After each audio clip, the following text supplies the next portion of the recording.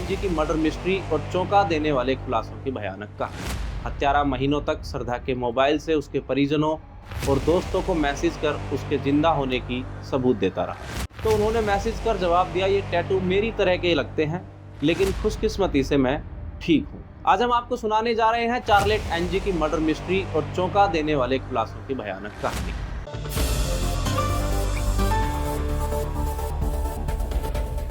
नमस्कार, आदाब, सत श्री अकाल। आप देख रहे हैं दैनिक रेडियो पर क्राइम रिपोर्ट्स।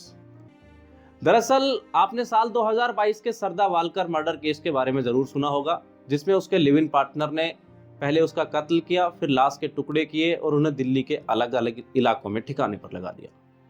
हत्यारा महीनों तक श्रद्धा के मोबाइल से उसके परिजनों और दोस्तों को मैसेज कर उसके जिंदा होने की सबूत देता रहा।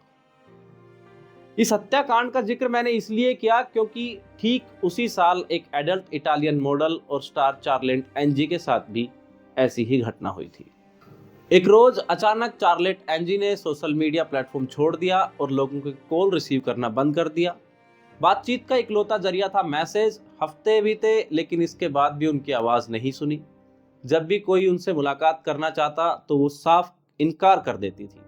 फिर एक रोज अखबारों में एक अज्ञात लाश के 11 टैटू की तस्वीरें छापी गई। ये ठीक वैसे ही टैटू थे जैसे चार्लेट एनजी के शरीर पर बने हुए थे। जब करीबियों ने खबर लेने के लिए चार्लेट से संपर्क किया तो उन्होंने मैसेज कर जवाब दिया, ये टैटू मेरी तरह के लगते हैं, लेकिन खुशकिस्मती से मैं ठीक हूं।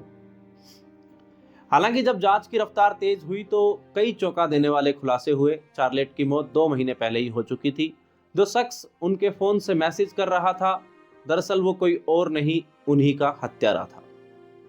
23 दिसंबर 1995 चार्लेट एनजी का जन्म इटली के सेस्टो कोलांडे वरीशी में हुआ था। उनका असली नाम कैराल मार्टेसी था। हालांकि एडल्ट फिल्मों का हिस्सा बनने के बाद उन्होंने अपना नाम बदल लिया था। गरीब परिवार में जन्मी चार्लेट ने होश संभालते ही छोटे मोटे नौकरियां और काम धंधे करना शुरू कर दिया था। तकरीबन 22 साल की उम्र में उन्होंने एक परफ्यूम शॉप में बतौर सेल्स गर्ल काम करना शुरू किया। काम ठीक ठाक चल ही रहा था कि कोविड महामारी के आते ही उनकी नौकरी भी चली गई। अब नौकरी जाने से उनका गुजारा करना मुश्किल होने लगा तो उन्होंने सोशल मीडिया पर बोल्ड तस्वीरें और वीडियोस पोस्ट करनी शुरू कर दी। समय के साथ साथ उनके फॉलोअर्स की लिस्ट में भी इजाफा होने लगा और उन्हें पूरे इटली में पहचान मिलने लगी। बढ़ते हुए समय के साथ उन्हें एडल्ट स्टार का दर्जा दिया गया और बढ़ती पॉपुलरिटी के चलते वो सेस्टो कोलार्डो से इटली के मिलान शहर की लोबार्डी मेट्रोपॉलिटन सिटी में शिफ्ट हो गई। उनकी फैन फॉलोइंग में ऐसा इजाफा हुआ कि उन्हें कई एडल्ट फिल्मों में रोल दिया जाने लगा। एक्ट्रेस चार्लेट एनजी ने फेक टैक्सी और गोंजो जैसी टीवी सीरीज में भी काम किया था। अब ये बात है 20 जनवरी 2022 की, जब चार्लेट ने अचानक लोगों से संपर्क करना बंद कर दिया। दोस्त हो, रिश्तेदार हो या कलीग, चार्लेट ने हर किसी के कॉल का इग्नोर करना शुरू कर दिया। अचानक ही उन्होंने अपने सभी सोशल मीडियाज को भी डिलीट कर दिया और घर वालों के पास लगातार चार्लेट के मैसेज आया करते थे, जिससे वो दावा करती थी कि वो किसी काम से देश से बाहर गई हुई है और जल्द ही वो एडल्ट फिल्म इंडस्ट्री छोड़ देंगी। सबने चैट पर बताई गई उसकी कहानी पर यकीन कर लिया और उनसे सिर्फ चैट पर ही बातें करने लगे। अब 20 मार्च 2022 की टेलीग्राफ की एक रिपोर्ट के अनुसार मिलान से 2 घंटे की दूरी पर नॉर्दर्न इटालियन रीजन के गांव पालीन के पास स्थित रिज से गुजरते हुए एक बुजुर्ग आदमी की नजर एक कटे हुए हाथ पर पड़ी। ब्लैक प्लास्टिक बैग से निकल रहे उस हाथ में लैवेंडर नेल पेंट लगी हुई थी। हाथ मिलने पर पुलिस को इन्फॉर्म किया गया, जिसके बाद पुलिस ने आसपास के इलाके की छानबीन शुरू कर दी। जांच में पुलिस को एक महिला के करीब 15 टुकड़े काले प्लास्टिक बैग्स में मिले, जिनमें एक सिर भी था। लाश के टुकड़े बुरी तरह सड़ चुके थे, वहीं सिर भी पूरी तरह जला हुआ था, जिससे चेहरे की पहचान कर पाना मुश्किल था। पुलिस ने लाश मिलते ही हाल फिलहाल में की गई सभी मिसिंग कंप्लेंट्स को खंगालना शुरू कर दिया, लेकिन इन मिसिंग कंप्लेंट्स में से कोई मदद नहीं मिली। जब पोस्टमार्टम के दौरान लाश के टुकड़ों को जोड़ा गया तो पुलिस ने देखा कि महिला के शरीर पर कुल 11 टैटू थे। पुलिस ने महिला की पहचान करने के लिए अखबारों में उनके शरीर के 11 टैटुओं की तस्वीरें पब्लिश करवाई। जैसे ही इटली के अखबारों में अज्ञात लाश के टैटू की तस्वीरें सामने आई तो चार्लेट एनजी के करीब भी परेशान हो गए। उन्होंने ठीक वैसे ही टैटू उनके शरीर पर भी देखे थे। खुद को देश से बाहर बताने वाली चार्लेट से जब टैटू की पहचान कर मैसेज के जरिए संपर्क किया गया तो उन्होंने जवाब में कहा, ये टैटू मेरी तरह ही लगते हैं, लेकिन खुशकिस्मती से मैं ठीक हूं। और चार्लेट के इस मैसेज से उनके करीबियों को तसल्ली हो गई। लेकिन 11 से 13 मार्च के बीच चार्लेट को लैप डांसिंग क्लब लक्सी मिलानो में आयोजित हो रहे लक्सी इरेटुक फेस्टिवल में परफॉर्म करना था।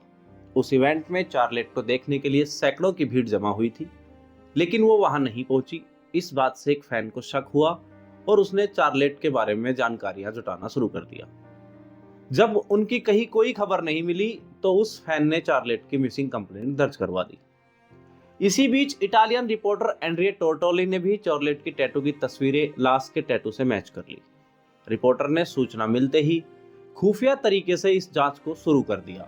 जब रिपोर्टर ने चार्लेट के व्हाट्सएप पर मैसेज किए तो चंद घंटों में ही उन्हें रिप्लाई मिलने लगे। चार्लेट ने नंबर से आ रहे रिपोर्टर को संदिग्ध लगे जवाब। उसने पहचान साबित करने के लिए चार्लेट को वॉइस नोट भेजने को कहा, लेकिन इसके बाद से ही चार्लेट के जवाब मिलने बंद हो गए। शक होने पर रिपोर्टर ने पुलिस को सूचित किया। जब डीएनए टेस्ट करवाया गया तो वाकई वो लाश के टुकड़े एडल स्टार चार्लोट एनजी के निकले। अब हर किसी का पहला सवाल था कि अगर चार्लोट की मौत हो चुकी है तो पिछले 2 महीने से उनके नंबर से मैसेज करने वाला शख्स कौन है। वहीं चार्लोट एनजी की रिपोर्ट से सामने आया कि उनकी हत्या महीनों पहले की जा चुकी थी। उनकी मौत की वजह मारपीट और एक्सेसिव ब्लड लॉस बताई गई। हत्यारे तक पहुंचने के लिए पुलिस ने जांच की रफ्तार तेज कर दी। इस दौरान पुलिस के सामने चार्लोट के 43 साल के पड़ोसी डेविड फोंटाना का नाम सबसे पहले सामने आया। फोंटाना एक प्रोफेशनल बैंकर और फूड ब्लॉगर थे। जब उनसे पूछताछ के लिए बुलाया गया तो बयान में उन्होंने कहा कि वो चार्लेट को जानते थे, लेकिन उन्हें उनकी गुमशुदगी या हत्या की कोई जानकारी नहीं है। पूछताछ के दौरान डेविड का संदिग्ध रवैया पुलिस को भी खटक गया और इटली पुलिस ने मामले की तह तक जाने के लिए कुछ प्राइवेट डिटेक्टिव भी हायर किए, जिनसे ये पता लगा कि कुछ महीनों पहले डेविड और चार्लोट को कई मौकों पर एक साथ देखा गया था।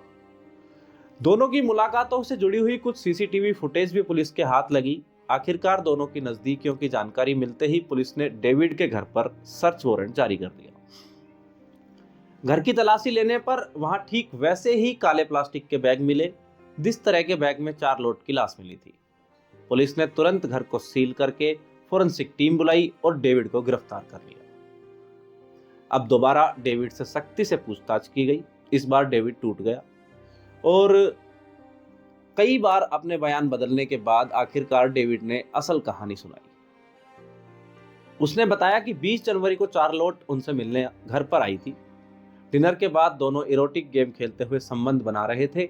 उसने चार्लोट को बिस्तर से बांधा हुआ था। वो हथौड़े का इस्तेमाल कर वीडियो रिकॉर्ड कर ही रहे थे कि इसी बीच आपाक होते हुए डेविड ने चार्लोट को हथौड़े से हमला कर दिया। बंधी हुई चार्लोट अपना बचाव नहीं कर सकी और डेविड ने सिरफिरेपन में उन पर हथौड़ों से कई वार करते हुए उनकी हत्या कर दी। मौत से ठीक पहले डेविड ने जो वीडियो रिकॉर्ड किया था वो भी उनके फोन से रिकवर कर लिया गया। अब हत्या के बाद उसने शरीर के 15 टुकड़े किए, चेहरे को कुचला और फिर उसमें आग लगा दी। हत्या के बाद डेविड ने चार्लोट की लाश के टुकड़े करीब 2 महीनों तक अपने घर के फ्रिज में छिपा कर रखे और आम जिंदगी जीता रहा। उसने चार्लोट का मोबाइल भी अपने ही पास रखा, जिससे कि वो उनके करीबियों को उसके जिंदा होने का एहसास दिलाता रहे। करीब 2 महीने बाद जब मैसेज और कॉल्स का सिलसिला बढ़ने लगा तो उसने सभी टुकड़ों को बैग में भरकर एक ब्रिज से फेंक दिया। ये थी चार्लोट एनजी की हत्याकांड की पूरी कहानी। बिना किसी दोष के मारी गई चार्लोट एनजी की हत्या करने पर डेविड फोंटाना को 30 साल कैद की सजा सुनाई गई।